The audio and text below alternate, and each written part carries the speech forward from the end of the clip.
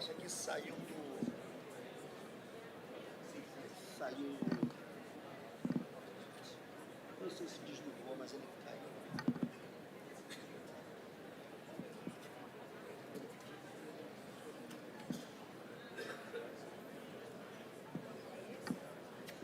Painel 3. É isso.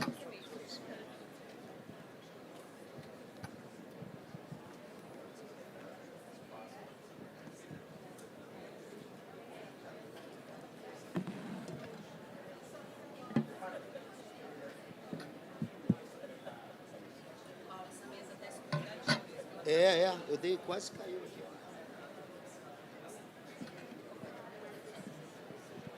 Acho que ainda pediu para falar um negócio do tema. Só ver aqui.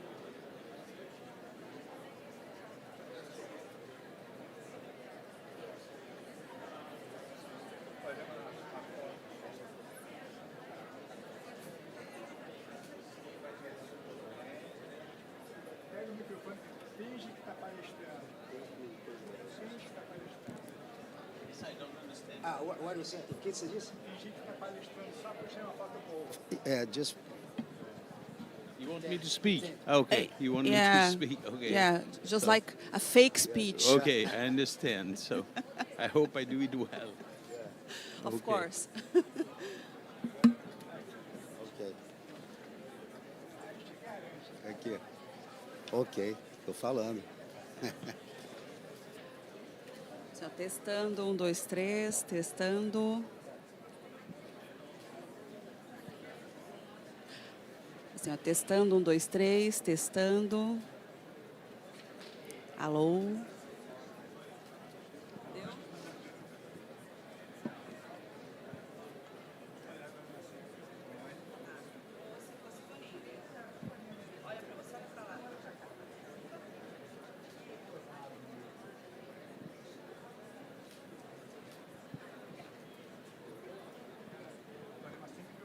Ok.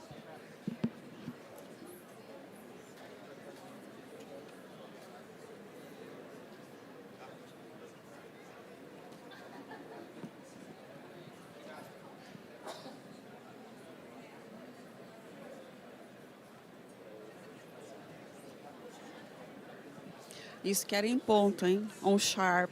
Ah, pois é. Pois é. Eu estava todo preocupado com isso, das 11 horas, porque tem pessoas que estão assistindo pela online, né? Também sou sempre puxada. Pois é. Mas como nem todos começaram, tudo certo.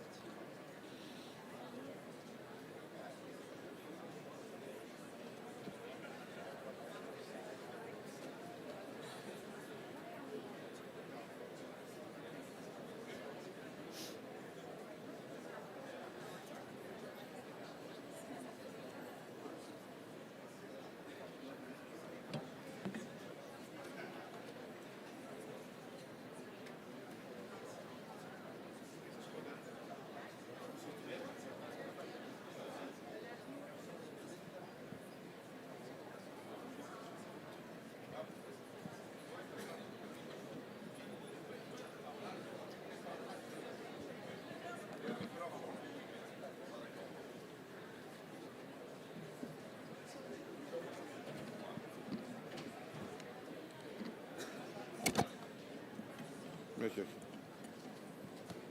Não, aqui não tem.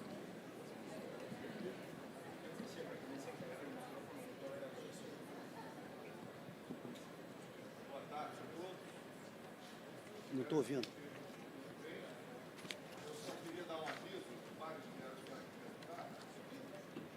Às 6:30 da tarde, 18h30, partirão noivo transporte para a festa no Pão de Açúcar. Então, acabando a nossa sessão de hoje, por favor, não se atrasem. Vocês sabem, estamos aqui na Barra, o Pão de Açúcar não é do lado, e a gente quis fazer a festa um pouco mais cedo, até porque amanhã recomeçamos. Então, 18h30, 6:30 da tarde, partem os ônibus. Muito obrigado e bons painéis. Bom, acho que... Podemos começar então? Ah, não, vai ter um vídeo, né? Tem um vídeo.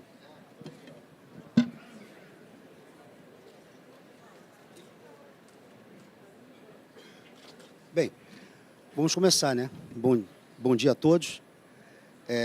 Queria agradecer a BPI, o Comitê Executivo, assim como todo o comitê organizador da BPI, pelo convite para participar desse painel, Digital Service Act e o Direito da Concorrência. Também gostaria de agradecer a presença de todos aqui que estão assistindo o nosso painel, assim como aqueles que estão assistindo online. E com o compromisso que nós temos com a questão da inclusão, eu vou aqui me descrever. Eu sou de estatura baixa, eu tenho cabelos grisalhos, estou com um terno cinza, relógio, um sapato marrom e eu acho que assim a gente está sempre cumprindo o compromisso com toda a nossa questão de inclusão, diversidade, né, e ESG como um todo.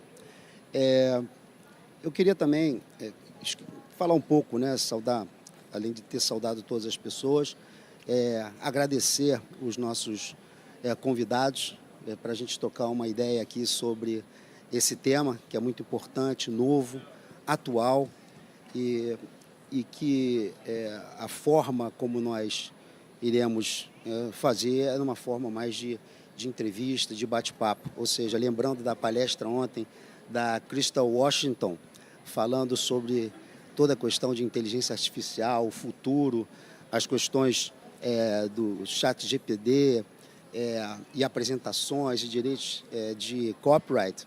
Eu me lembrei que aqui os palestrantes não vão fazer apresentações com palestras montadas por inteligência artificial ou por chat GPT. Então, aqui é um painel raiz. Nós vamos fazer exatamente da forma tradicional, de conversas e discutindo mais esse assunto. E por que esse assunto aqui do Digital Service Act e Digital Market Act também e o direito da concorrência? Porque tem uma questão aí importante da questão de entrada de novos players no mercado e principalmente relacionado à questão dos serviços digitais, as plataformas digitais. Então, com toda essa questão do mundo digital, diversas autoridades internacionais, autoridades brasileiras também, vêm se preocupando com a questão da importância, né, das informações, tráfego de produtos ilegais na internet, né, segurança jurídica da liberdade de expressão e tudo mais. E, com isso, alguns casos de início de investigações na Europa começaram a existir, né, casos que culminaram num pacote de medidas elaborado pela Comissão Europeia, e que se tornaram essas regras de regulação das plataformas e serviços digitais.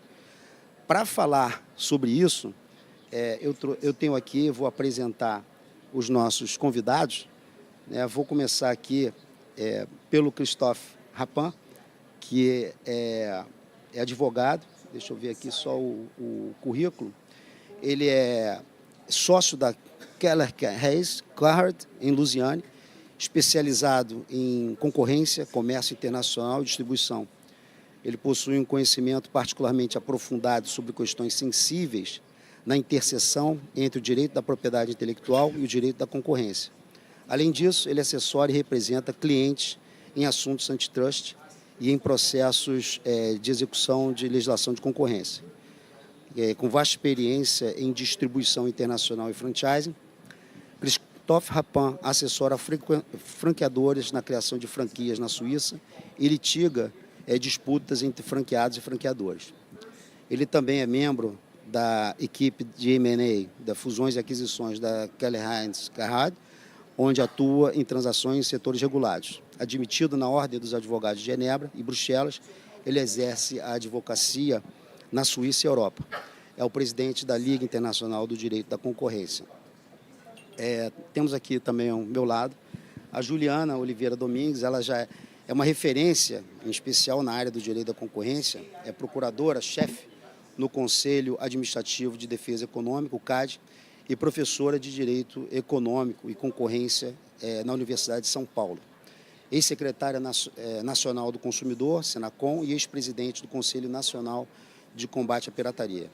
Ela é co-diretora regional da Sociedade Acadêmica de Direito da Concorrência, foi pesquisadora visitante na Universidade de Georgetown, Centro de Direito na Universidade de Georgetown, e a mãe de Glória, 11 anos, e Sofia, de 8. Essa é a parte muito importante aqui para a gente, saber como e quem são os nossos convidados de hoje. Então, só lembrando que nós temos essa tradução simultânea. Eu estou falando aqui em português, mas as questões endereçadas ao Christophe eu vou fazer em inglês, e quando for para os dois eu faço em inglês, mas normalmente vou falando em português aqui durante o nosso evento. Então, a primeira pergunta desculpa, né, Juliana, mas eu vou trazer para o nosso convidado internacional, que, enfim, está à frente também nessa legislação. Christophe, generally speaking, how could you... Christophe, em termos gerais, como você poderia explicar o que são CNBNA? Como essa estrutura se fez, levando em conta serviços intermediários? Essa legislação, até onde nós sabemos, dividiu os provedores de serviços em 4 classes. Os provedores de transportes, WhatsApp, WeChat, Gmail, Outlook, provedores de serviços de armazenamento, iCloud, Dropbox, Google Drive, etc., plataformas online, Facebook, Instagram, TikTok, Amazon, Mercado Livre, eBay, e grandes ferramentas de busca, Google, Bing, Baidu, etc. Qual a razão para essa divisão? Quando essas regras entram em vigor e quais são as obrigações impostas sobre provedores de serviços intermediários e o serviço social que esse pacote pode trazer a empresas e consumidores? Conforme você pode ver, nós temos muitas dúvidas a esse respeito, é bastante novo, então a palavra é sua. Muito obrigado, Paulo. Muito obrigado, bom dia a todos. Muito obrigado por terem me convidado para o congresso fantástico. Eu sei que algumas pessoas estão online também. Primeiramente, eu gostaria de pedir perdão por não ter a possibilidade de me expressar em português, mas eu sei que vocês todos entendem inglês. Eu também gostaria de dizer que, se eu puder fazer alguns raciocínios e comentários, eles são os meus comentários e não representam necessariamente a Liga de Concorrência Internacional e seu posicionamento. Então, basicamente, poderia levar 3 dias para responder a sua pergunta, Paulo, se eu quisesse endereçar todos os aspectos. E fazendo, então, uma história longa curta, o DSA e o DMA representam muitas páginas de regulamentações, mais de 300, que são as duas faces da mesma moeda, que seria os serviços digitais dentro do seu pacote. Nós vamos começar então com o DMA, que é o Digital Market Act, que, como o nome menciona, pode consertar ou especificar algumas regras no mercado, e aquelas regras serão aplicadas apenas a um certo número de intermediários digitais, como a gente chama de gatekeepers, que serão identificados pela Comissão Europeia, que vai estabelecer uma lista, provavelmente em setembro, no dia 6. E essas regras, que são realmente uma lei de concorrência que são aplicadas ao mercado em relação ao seu comportamento, é uma forma de exercer controle daquilo que foi feito no passado com o controle do abuso em potencial dessa lei. Então, basicamente, é uma concorrência não justa que queremos lutar, e não contra, e não a concorrência saudável. Se eu falar, então, de serviços digitais, o ato dos serviços digitais,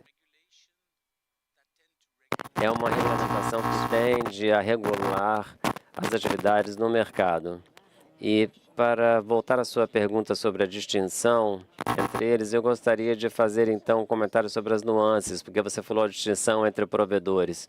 E na realidade a distinção é entre diferentes tipos de atividades.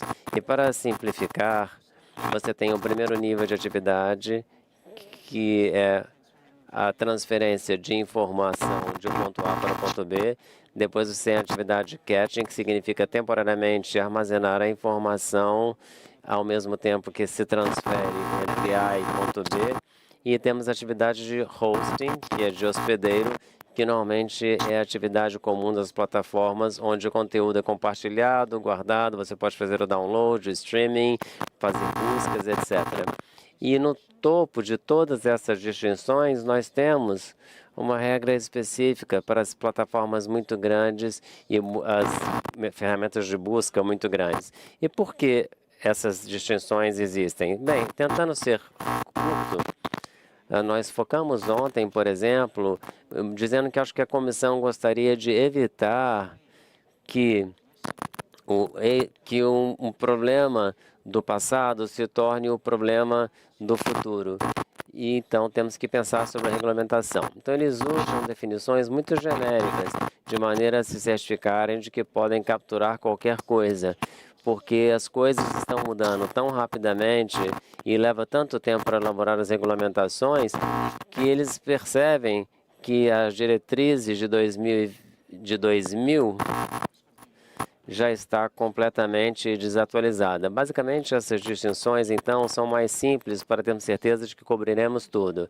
É muito importante manter em mente de que agora nós temos, então, uma harmonização horizontal, é uma regulamentação que se aplica diretamente aos Estados-membros, sem nenhuma necessidade para regulamentações neste nível, cobrindo toda a União Europeia, mais a área do EEA. Na sua área econômica. E talvez nós possamos elaborar um pouco mais sobre os outros aspectos da sua pergunta. Por questões técnicas, eu não consegui escutar muito claramente as suas explicações, mas consegui aqui um pouco entender alguns aspectos que você disse sobre essa implementação das regras do Digital Services Act e o Digital Market Act aqui na Europa, e também elas entrarão plenamente em vigor a partir de 2024, é isso? Enfim, aqui no Brasil a gente tem que entender como vem sendo discutido esse assunto, e por isso nós temos aqui a doutora Juliana, e eu gostaria de perguntar, assim, seguindo nessa linha agora de Brasil, como essas leis regulatórias, tanto o DSA ou DMA, refletiram, considerando a legislação de trust brasileira? Existe alguma preocupação em relação ao poder de mercado das grandes empresas de tecnologia no Brasil? Que realmente a grande preocupação é a questão das Big Techs, né? E essas entradas no mercado, também de proteção também ao mercado, também até mesmo para empresas brasileiras. Como você vê isso? Muito obrigada pela pergunta. Em primeiro lugar, eu queria aqui agradecer essa audiência super qualificada, dizer que é um prazer estar aqui com vocês presencialmente nesse grande evento da BPI.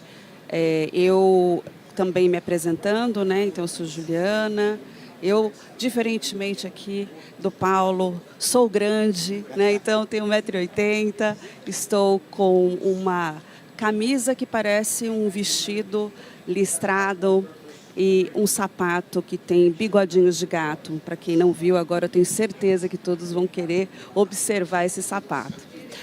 Bom, queria dizer que é um prazer poder discutir esse tema também. Apesar de estar aqui representando, né, o Conselho Administrativo de Defesa Econômica, assim como foi feito o disclaimer, né, do Christoph, tudo que eu for aqui falar são também posições minhas, né, não refletem, obviamente, toda a posição do Conselho.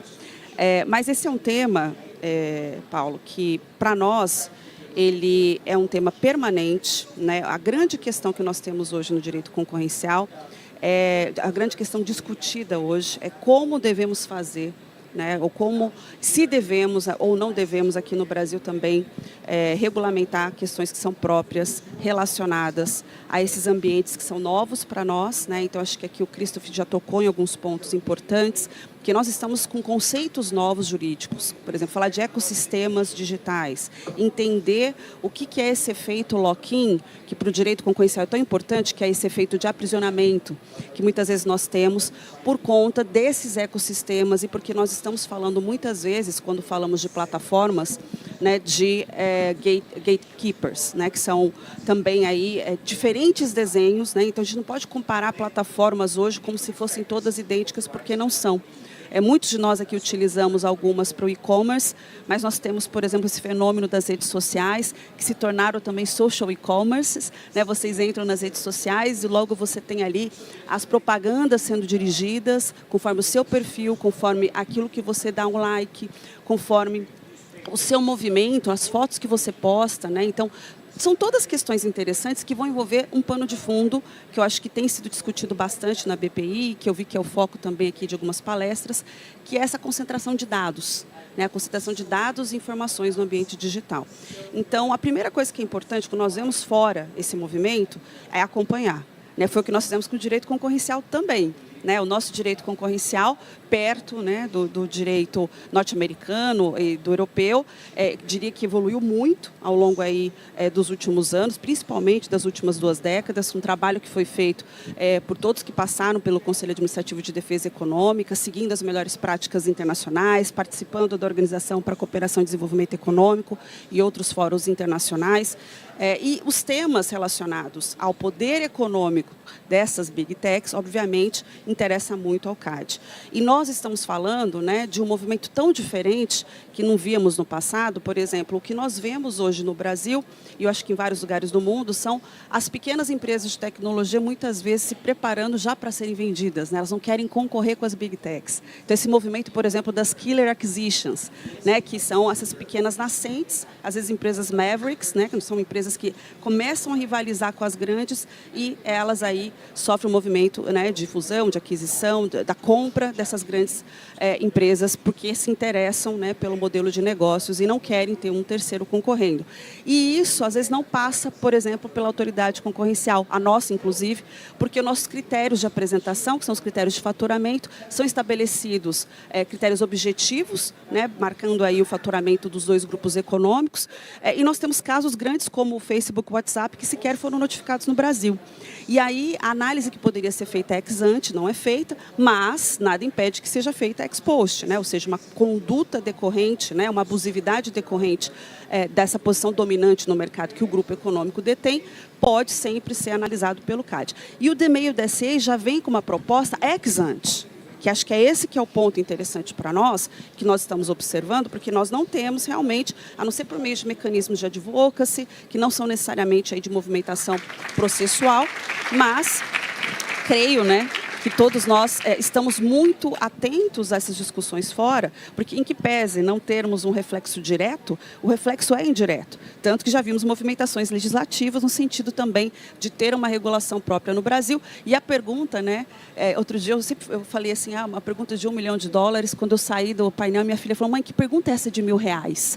Eu falei, não, peraí, filha, é $1 milhão, o que é isso? Assim, será que devemos ter ou não? Né? Essa grande pergunta que surge, porque nós já vimos no Brasil, e Christoph, só que para explicar, eu que já participei de alguns processos legislativos, às vezes você desenha o corpo de um cavalo e termina com a cara do cachorro, né? Que é esse que é o processo legislativo brasileiro. Então, às vezes você busca atingir um determinado objetivo e vai para outro, porque ali tantos vão trabalhando para querer colocar um e, um ou, uma vírgula, um parágrafo, e aí você acaba desnaturando aquilo que não é para ser um mecanismo que vai desincentivar esse movimento que nós estamos vendo tecnológico, né, de inovação, porque ninguém nega as externalidades positivas que nós temos ao longo desses anos todos, com todos esses serviços digitais, né, ainda mais durante a pandemia. Então, todos aqui que ficaram em isolamento, distanciamento social, viram a importância. Por outro lado, existe uma simetria informacional muito grande com relação ao poder econômico dessas grandes empresas, porque elas realmente detêm, né, muitos dados e informações de muitos que estão aqui, todos nós, e, ao mesmo tempo, como você entra no mercado para rivalizar rivalizar com essas, sendo que elas vão criando esses ecossistemas, né? E esse efeito nosso de aprisionamento. Eu sempre brinco que tem uma rede social que eu saio e eu volto porque eu não lembro mais o aniversário de ninguém, né? Então temos aí vários, como o WhatsApp para muitos virou um mecanismo de trabalho. Vimos os efeitos no Brasil como uma decisão judicial suspender o serviço, né? Então acertar o tom da regulação, eu acho que é um grande desafio. O tema está, né, em voga, estamos discutindo isso, o CAD está acompanhando, o CAD tem produzido materiais também sobre esse tema e tem discutido internamente, mas eu acho que esse movimento de observar lá fora, né, e verificar onde nós conseguimos fazer um transplante adequado com base na nossa Constituição Federal, no nosso histórico, ainda é um passo a ser dado. Então, estamos ainda nessa fase de observação e eu acho que o Christopher aqui nos ajuda bastante nessa reflexão.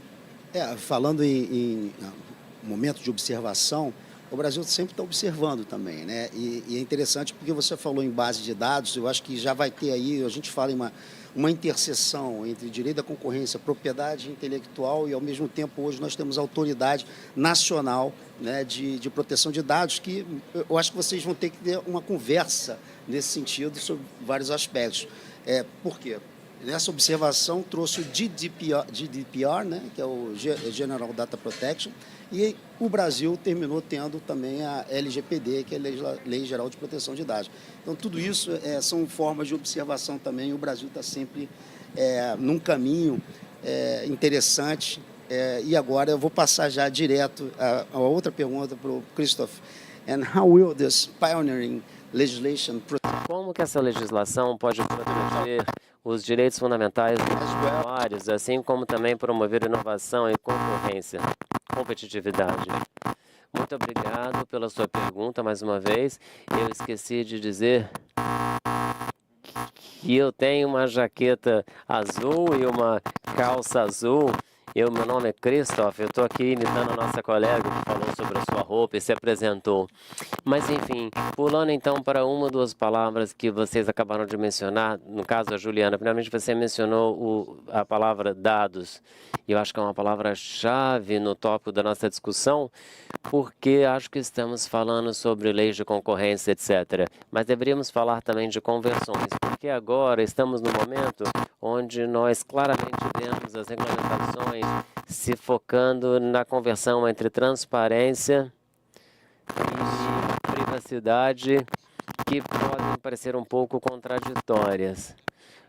Da proteção de dados, consentimento, justiça no mercado, justiça em relação, condições iguais em relação ao destino de propagandas. Então, realmente, esse é um ponto-chave dessa regulamentação.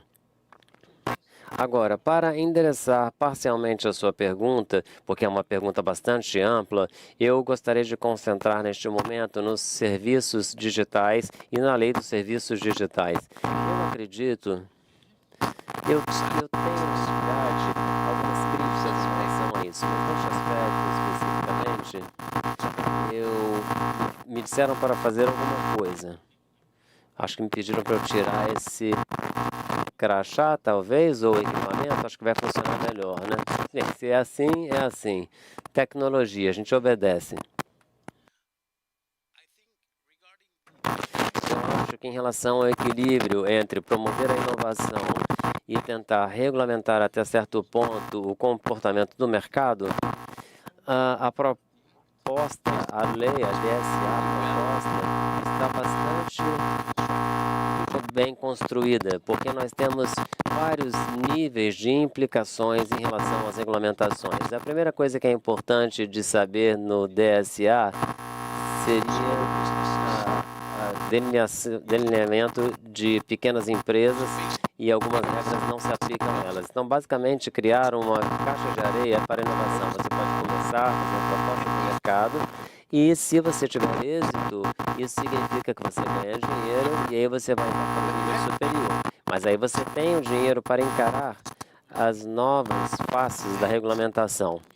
Então, se isso for realmente um êxito fantástico, você vai para seu próximo nível de plataforma online ou de ferramenta de busca, onde você tem ainda mais dinheiro. Então, se você tem esse dinheiro, o dinheiro não é mais um problema para você passar a cumprir as regulamentações. Agora, como é que implementamos isso? Primeiramente, isso funciona com a responsabilização dos intermediários online.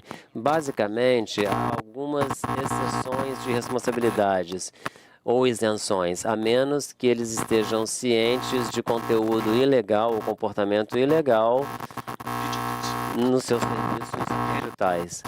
E este é um ponto-chave e onde a lei dos serviços digitais é interessante, no sentido de que ela propõe um certo número de canais para as autoridades, mas também para os indivíduos e negócios para reclamar em relação aos provedores de serviço, em relação aos conteúdos. Esses provedores têm que tomar uma decisão.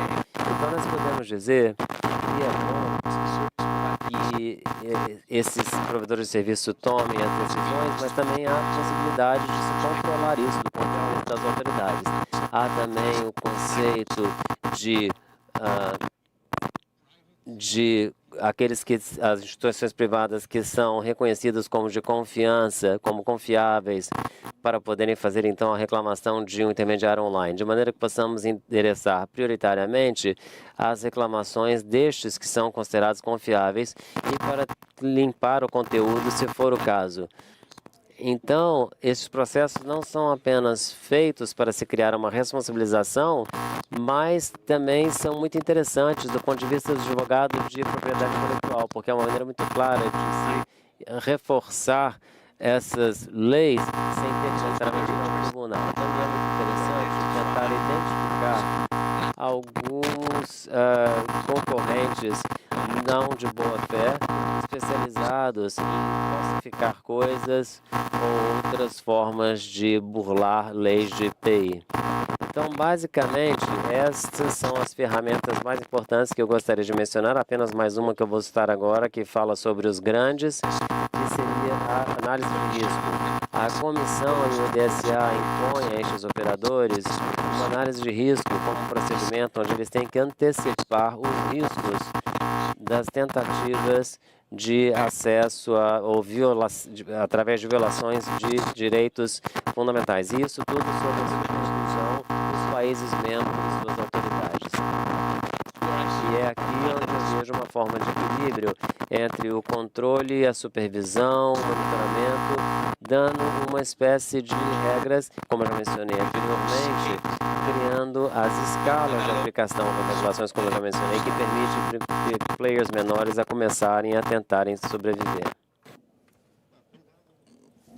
Christopher, pelas suas explicações nesse sentido, mas eu já aproveito e emendo já uma outra pergunta para você e para a Juliana, é de que nessa mesma linha, mas querendo entender um pouco mais das autoridades antitrust, in what ways might this act? De que maneiras essa legislação pode estimular as autoridades e como isso pode influenciar outras jurisdições? Dessas autoridades europeias também no Brasil.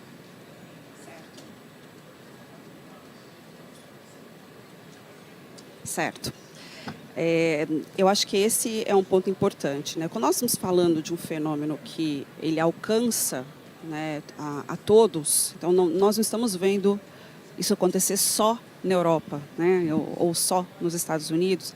E talvez tenha um ponto que o Christopher não vai colocar, mas aí já fica até para uma reflexão, que existem discussões muito grandes também geopolíticas em torno disso, né, de onde estão essas grandes empresas, e boa parte delas estão nos Estados Unidos, onde nós começamos a ver recentemente, com a mudança, né, da liderança da Federal Trade Commission, um movimento mais preocupado com esse poder econômico, a posição dominante dessas grandes empresas de tecnologia e um foco maior né, em todos os efeitos que nós temos potenciais à concorrência, né, porque a tendência norte-americana até então era de não fazer qualquer interferência nesses mercados, nem mesmo uma espécie de regulação responsiva, né, que aqui no Brasil nós temos modelos em algumas reguladoras nesse sentido, inclusive até na Secretaria Nacional do Consumidor nós tivemos nesse sentido movimentos durante a pandemia por conta da massificação da utilização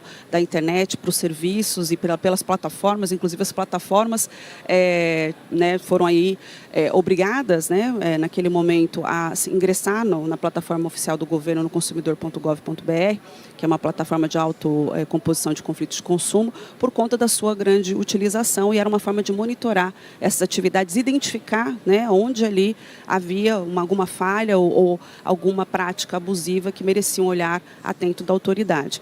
Inclusive, foi um trabalho depois reforçado com a ANPD, com o acordo de cooperação técnica que foi feito à época, inclusive com campos, né, que foram aí desenvolvidos pensando na questão do compartilhamento indevido de dados de consumidores.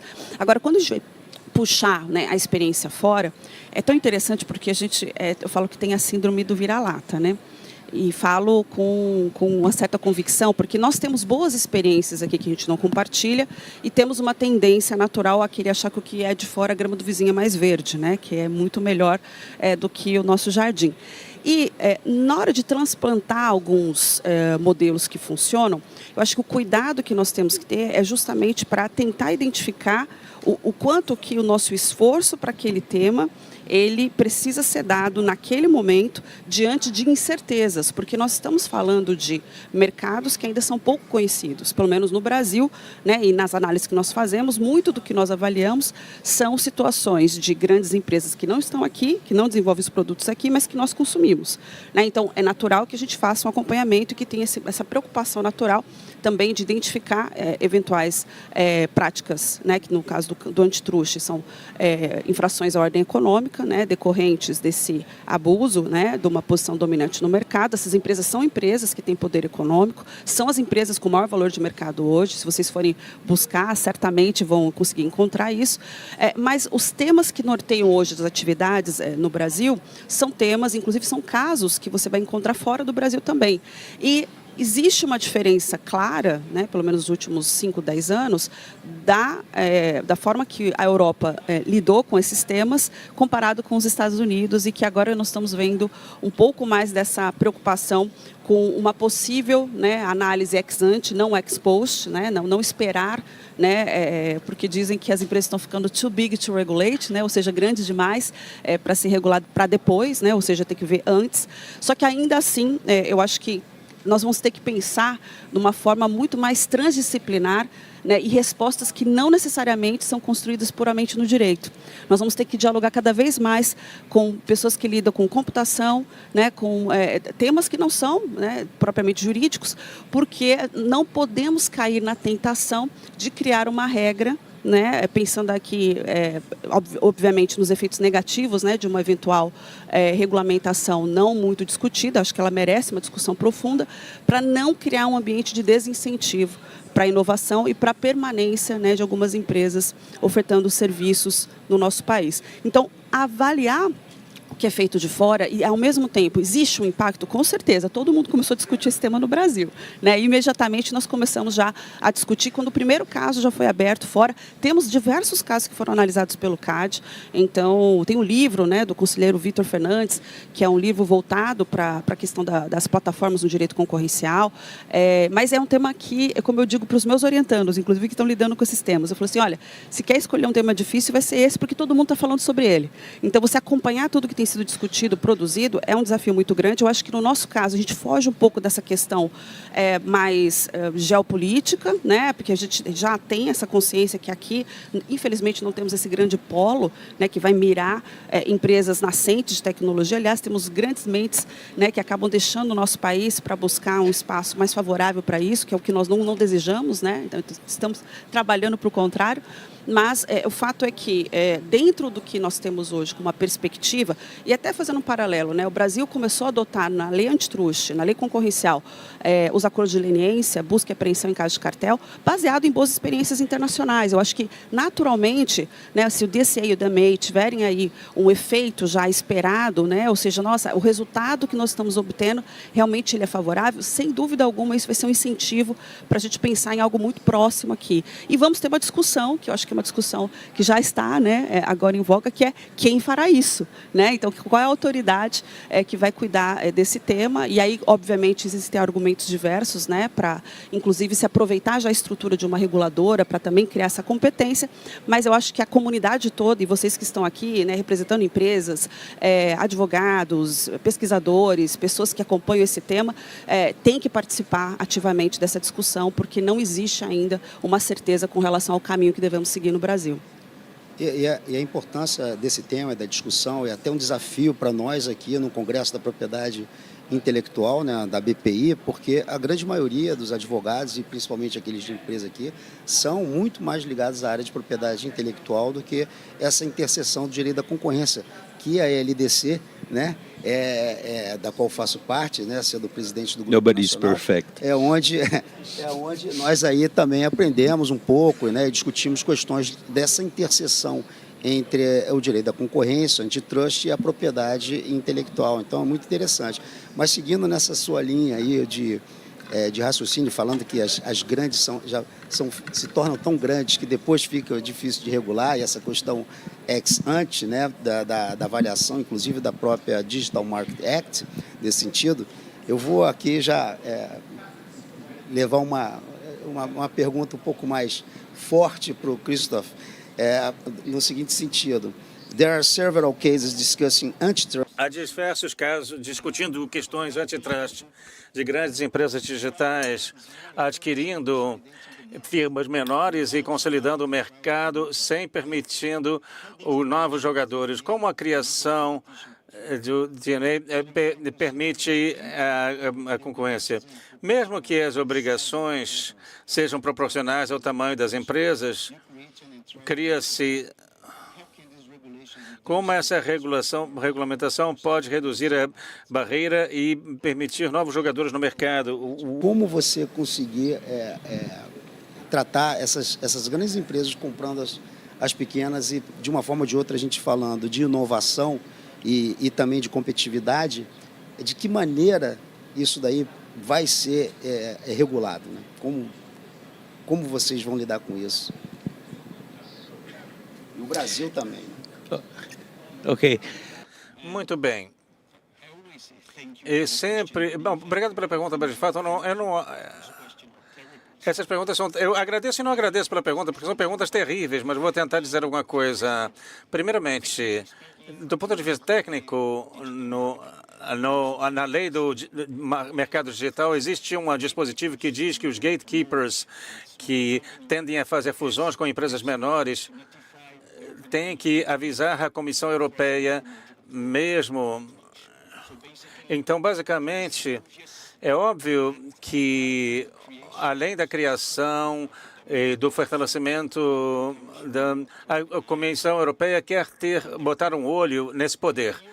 E aqui eu gostaria de fazer alguns comentários no que diz respeito ao que disse a Juliana a respeito do aspecto geopolítico. E aqui, mais uma vez, eu insisto no fato de que meu ponto de vista pessoal, não tem nada a ver com a LIDC, mas toda vez que a União Europeia faz alguma harmonização horizontal, sempre tem que fazer até certo ponto, até certo ponto vai ser protecionista. É preciso dizer isso e é preciso tomar cuidado com isso. No nosso caso, a Juliana o disse bem, todas as entidades alvo são baseadas nos Estados Unidos, não são europeias, e todo mundo sabe que na União Europeia o crescimento da economia digital é um pouco atrasado com relação ao que acontece nos Estados Unidos. Então, sim, você tem os direitos fundamentais, o mercado, práticas justas, etc. Essa é a parte colorida da história da moeda, mas você também tem outros objetivos que seriam de proteger o mercado europeu ou dar ao mercado europeu uma oportunidade de desenvolver a fim de preencher a lacuna. E ontem o Sr. Washington nos pediu para olharmos o futuro. Eu gostaria de pedir alguns minutos para olhar para o passado. Em 1890, nos Estados Unidos, o Congresso aprovou o Sherman Act. O Sherman Act foi aprovado a fim de dar oportunidade à Corte para desmontar a Standard Oil de New Jersey, a empresa do Sr. Rockefeller. E a lei dizia que se você não consegue aceitar ter um rei que governe a nossa nação, como nós podemos aceitar um rei que governe a nossa produção, o nosso mercado, os nossos produtos, o nosso transporte? Em 1911, a Suprema Corte validou a decisão da Corte nos Estados Unidos para desmantelar a Standard Oil, o grande conglomerado do Sr. Rockefeller, em 43 diferentes empresas. E o que eu estou... o que está acontecendo hoje, não tenho opinião sobre se é ruim ou não, mas eu acho que nós estamos seguindo a mesma tendência. Nós nos damos conta de que a economia privada, com o impacto na sociedade, uma quantidade enorme de dados, e dados são dinheiro, são muito mais dinheiro do que dados. Eles talvez tenham mais poder do que certos estados e, em certo momento, há a necessidade de dizer nós suspendemos um pouco o jogo e vamos ver como funciona. E eu acho que algumas...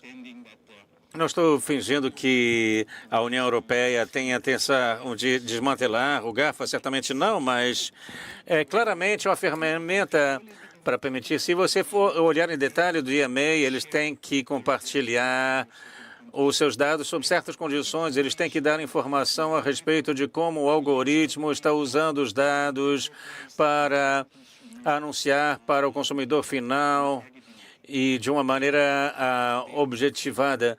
Eles são responsáveis pelos anunciantes sobre como eles realmente fazem o serviço que eles vendem para o anunciante.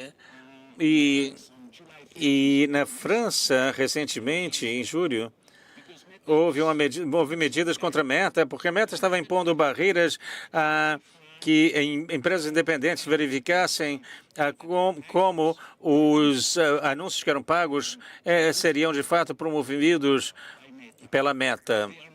Ele não se permite mais promover os seus próprios serviços de uma maneira melhor. Então, acho que tudo isso tem a ver com protecionismo, assim, e no que diz respeito à inspiração, eu acho que alguns desses direitos, particularmente o direito para que anunciantes peçam à plataforma para justificar a maneira como o algoritmo está funcionando, a fim de promover o anúncio, e isso talvez sirva de inspiração para os negócios, para as empresas ao redor do mundo. Eu não acho, como o GDPR, que isso não possa inspirar os legisladores, mas certamente mais os negócios, as empresas.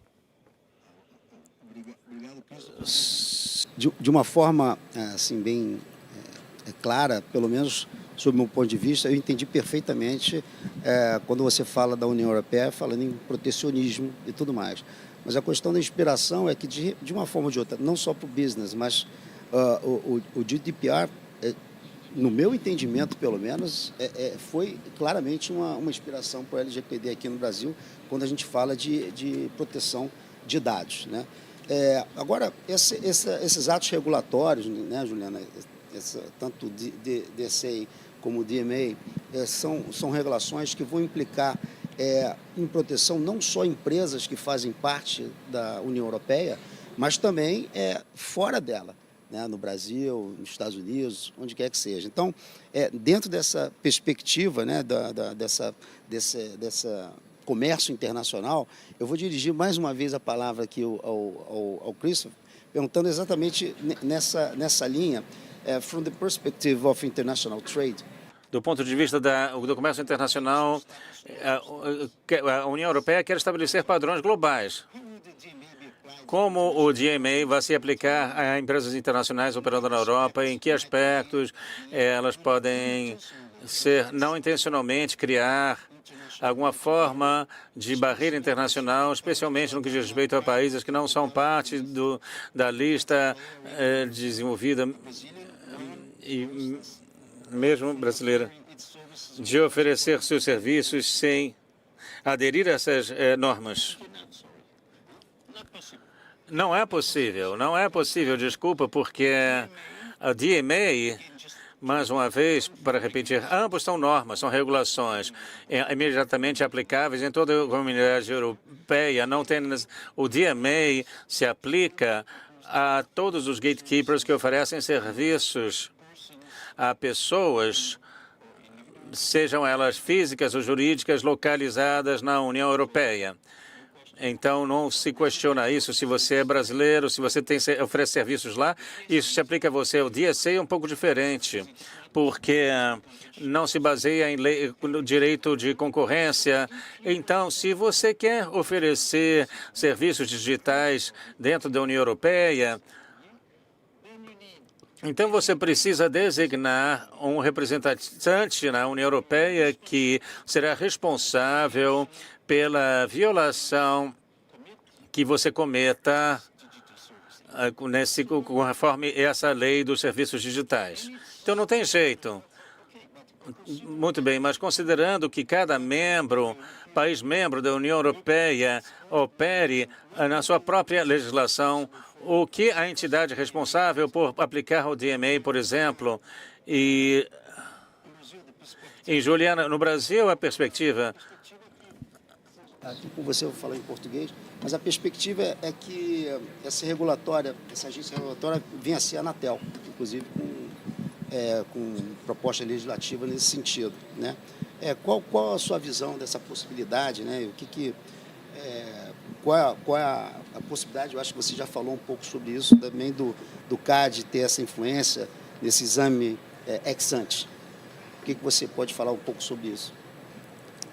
Certo. Bom, qualquer ato de concentração, né, e quando a gente fala o termo ato de concentração, tem que entender que uma JV, né, uma joint venture, não é necessariamente uma compra de participação, ou seja, qualquer desenho societário, né, que vai envolver dois grupos econômicos que atinjam o faturamento, o critério nosso de faturamento estabelecido na Lei 2.529, né, que é 750 milhões de faturamento no ano anterior à operação de um dos grupos econômicos ou da empresa, e, de outro lado, 75 milhões do grupo econômico da empresa, tem que notificar o CAD. Então, em tese, né, a gente tem uma situação muito atípica quando um caso grande como foi o relacionado ao WhatsApp não chegou a ser notificado, porque não tinha esse faturamento à época no Brasil, apesar do valor da operação ultrapassar bilhões de dólares, né? Então, até um dos critérios depois construídos nessa, né, quando nós estamos falando aqui de DMA e DSA, um dos critérios é realmente o valor da operação, que vai além do valor do faturamento, que é algo interessante, algo que tem sido discutido aqui no Brasil, se precisamos, se não precisamos, eventualmente repensar nesse critério. Então, de fato, já existe, né, aí necessariamente as empresas têm que olhar de qualquer forma para o CAD quando forem aí negociar qualquer operação, se já tiverem esse faturamento, né, aqui estabelecido pela nossa legislação. O que sempre há um perigo é não estar dentro do faturamento. E aí falar, nossa, então o direito antitruste não vai olhar? Ele vai olhar, mas ele vai olhar na análise de condutas. Então, eventualmente, diante de um abuso de posição dominante no mercado, pode ser uma conduta unilateral, né, porque muitos, quando nós vamos falar de condutas, lembram dos cartéis, mas não necessariamente precisa ser uma espécie de acordo entre concorrentes. Aliás, cada vez mais o CAD tem se debruçado sobre condutas unilaterais. Ela vai ser, inclusive, condutas que muitas vezes as pessoas lembram do direito do consumidor, mas não lembram do direito à concorrência, né? Como a venda casada, muitas vezes eu tenho certeza, né, que a comunidade nossa jurídica pensa na atração imediata do CDC, né, do Código de Defesa do Consumidor, mas a venda casada, quando existe um abuso de posição dominante, também é um ilícito antitruste. né? E nesses casos que envolvem grandes tecnologias, se a gente está falando de uma empresa de tecnologia que necessariamente você precisa comprar um pacote de serviços para continuar usando, né, o produto, né, enfim, existem vários exemplos aqui, eu não preciso nem dar para vocês, esse é um tema para o antitruste, né? Então, são questões importantes para se lembrar, questões de licenciamento que vão tocar muito propriedade intelectual. Aliás, quando a gente está falando de transplantes, vocês vejam que um dos temas que, né, pouco tempo atrás, quando começou no Brasil, aí abriram as investigações relacionadas a sham litigation, né, que é você estender o seu direito de propriedade intelectual de uma forma que a autoridade antitruste considera como anticompetitiva. Nós utilizamos o mesmo termo fora, né, não existe um abuso de petição, mas a gente usa como conduta de sham litigation, né, ou seja, já foi um transplante que fizemos também aqui.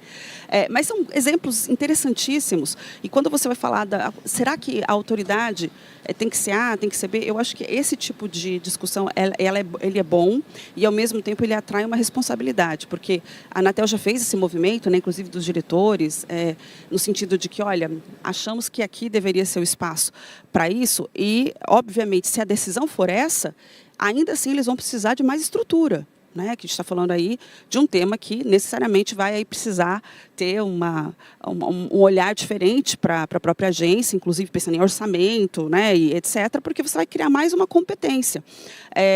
Como também lá atrás, antes da NPD ser criada, se discutia se o CAD poderia absorver, né, essa competência. Então, são discussões válidas. Né, eu acho que o fato de já existir a estrutura sempre tem, né, um lado positivo, né, e aí talvez o Ravi depois vai poder contar um pouco mais a história da NPD, mas eu, quando eu vi de fora construindo, eu sei o quão difícil você começar com uma autoridade nova, já com as demandas em curso, né? Então isso é muito desafiador, mas eu acho que é uma discussão, obviamente a decisão aí vai ser uma decisão tomada interministerialmente, né? Isso vai envolver outras autoridades que estão interessadas nesse tema, mas já existiu esse movimento de fato, né? Em que eles se colocaram aí abertos a receber essa competência, pensando já nessa experiência, né, recente europeia, e eu acho que essa vai ser uma grande discussão para os próximos meses. Eu, de fato, acredito que não estaremos alheios, né, diante de tudo que tem sido discutido internacionalmente. Eu acredito, inclusive, que, do ponto de vista do CAD, algo que tem que ser aqui muito bem esclarecido é que, independentemente da criação de uma nova autoridade, independentemente de termos ou não termos aí uma nova legislação, uma regulação direcionada para esse tema, o CAD continua competente sempre que tiver qualquer possibilidade de abuso de posição dominante no mercado, diante de qualquer fusão e aquisição que venha atrair, né, o seu olhar ex ante por conta do controle de estruturas, né, que são essas notificações de atos de concentração. Então, o CAD continua, inclusive, ele é para todos os outros regulados. Né? Então, lá na Anatel mesmo, se tiver qualquer operação hoje envolvendo as empresas de telefonia, eles vão notificar para o CAD. Isso, para mim, é super óbvio, porque todo mundo sabe o faturamento dessas empresas. Né? Mas aconteceria na aviação civil, aconteceria em energia elétrica. Então, existe essa dupla, às vezes tripla, né, que é por isso que eu falo que agora nós estamos falando de uma transversalidade regulatória que é muito interessante no nosso país, porque muitas vezes você vai ter 3 autoridades diferentes analisando o mesmo fenômeno jurídico. E isso, para nós, nos coloca também uma barra para cima, né, profissionalmente, porque nós vamos ter que acompanhar a sua estratégia ao notificar um ato de concentração para o CAD ou fazer uma defesa no CAD, vai ter que pensar lá, né, na outra autoridade regulatória, às vezes até na NPD, né, por conta também de ser uma matéria que vai atrair essa competência. Foi o que nós vimos no caso do WhatsApp, por exemplo, da mudança de privacidade, que tivemos atuação conjunta, CAD, ANPD, Senacom e Ministério Público Federal. Excelente, isso daí abre ainda mais caminho nesse mercado competitivo, né?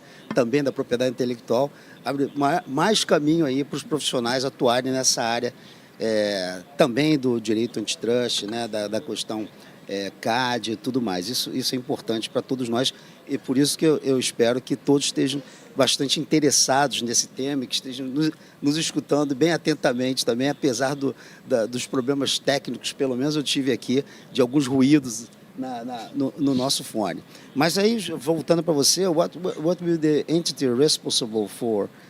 Quais são os riscos das entidades fazerem, então, se certificarem de que essas leis estão sendo cumpridas? Bem, mais uma vez, falando um pouco sobre o que você falou, eu gostaria de dar apoio ao que você falou, Juliana. Acho que isso é uma coisa inspiradora que você disse. E essa conversão cria algumas dificuldades no sentido de entender quem faz o quê. E, por exemplo, acabei de mencionar há alguns minutos que esses intermediários nas autoridades francesas, por exemplo, em relação ao acesso justo a dados para terceirizados que têm que achar uma maneira de lidar com isso, como, por exemplo, a Meta propondo anúncios em nome dos seus clientes. E essa decisão é uma decisão de uma autoridade francesa com intermediários mencionada 20 vezes, mencionaram DMA 20 vezes. O problema é que, à época, a DMA ainda não era utilizada no momento dessa decisão. Então, não existia essa necessidade, porque a competência exclusiva é da Comissão Europeia. Então, é interessante observar que ele tem uma influência, porque a autoridade francesa baseou a sua decisão em 2 dos vários tratados juntos com a regulamentação nacional, mas usando como inspiração o DMA, uma vez que encararam isso como uma decisão correta. E a outra coisa interessante que aconteceu na Corte Europeia de Justiça, numa questão levantada pela Corte Federal Alemã, foi com a seguinte pergunta: será que é possível uma autoridade lidar com essas questões de concorrência e lidar com as violações dessas leis? Porque, devido ao fato do não respeito ao GDPR. Então, a resposta, a conclusão foi muito clara. Não existe nada no GDPR que possa prevenir ou considerar até mesmo a violação dos dados, da privacidade. Então, claramente, nós temos uma convergência. Agora, voltando à sua pergunta, basicamente, a lei de serviços digitais sendo protegida pelas autoridades nacionais, mas sem a necessidade de uma implementação nacional de uma nova legislação, em absoluto. Então, e em relação ao DMA, é uma situação similar. Não há necessidade de implementação de uma nova regulamentação nacional. Haveria um problema na Alemanha, porque na Alemanha eles têm, então, uma legislação nacional para as plataformas online. Então, em princípio, eles não podem manter essa regulamentação. Mas no DMA, no capítulo 3, seção 5, existe a ideia de controle apenas pela Comissão Europeia, mas o resto é uma combinação dos países membros e a Comissão Europeia. Ou seja, não vai ser muito fácil entender quem vai fazer o quê. E como eu já disse, mesmo antes disso ser formalmente usado, as autoridades já começaram a usar. Então, com certeza, haverá provavelmente muitas pessoas querendo usar, mas não com quantidade suficiente para fazê-lo. Nós temos bastante em cima do tempo, né? Faltando pouco tempo para a gente terminar aqui o nosso painel. E eu queria também, vou endereçar uma última pergunta para vocês aqui, mas também lembrando que eu gostaria de ofertar também à audiência uma pergunta que seja objetiva também, assim que nós terminarmos o painel, e também pelo pessoal que está nos assistindo online. Eu vou abrir aqui o meu... o iPad do evento e se tiver alguma pergunta também online, eu vou abrir. Mas para a gente terminar assim, Juliana, Juliana e Christophe, né? Vou fazer em português, eu acho que o tradutor já faz direto para o Christophe. Deve haver alguma diferença nesse tratamento da regulação de mercados digitais mais maduros e aqueles emergentes?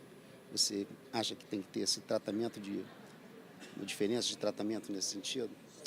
Bom, a nossa Constituição ela já dá um tratamento diferenciado para pequenas empresas, né? Então, assim, do ponto de vista constitucional, no Brasil, eu acredito que a gente sempre tem essa tendência de dar um tratamento diferenciado, né? O que não quer dizer que a futura regulação, se houver, né, ela não vai tocar nesse ponto.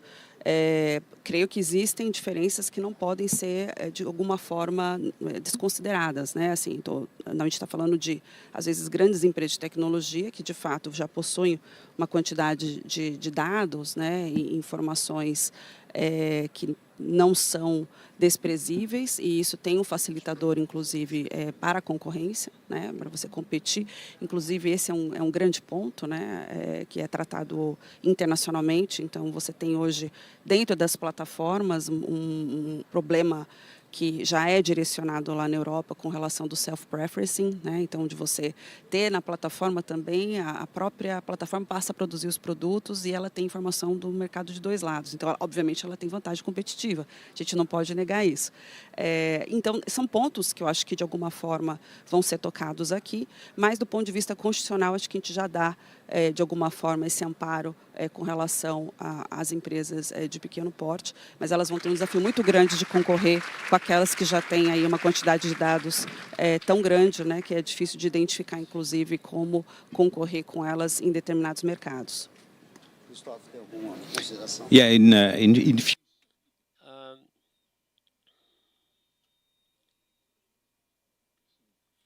Desculpa, eu tive um ruído aqui no meu headphone.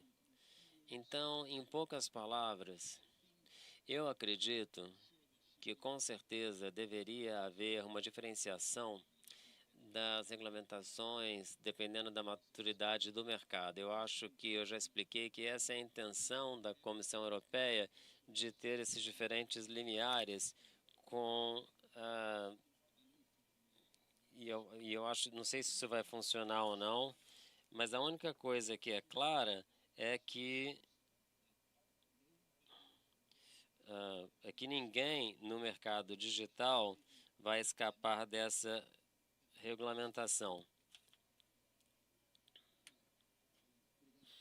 Ok, muito obrigado. Infelizmente, nós não teremos tempo aqui para perguntas da plateia, mas todos têm aí o e-mail da BPI, temos e-mail que vocês podem encaminhar essas perguntas diretamente.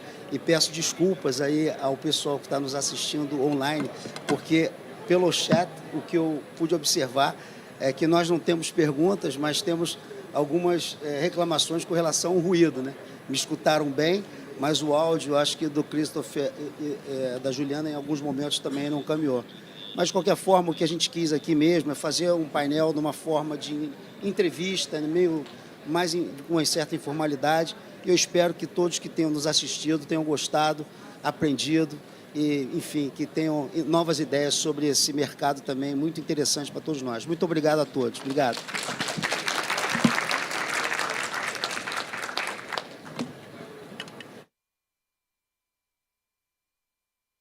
Very much. Thank you. That's quite complicated too.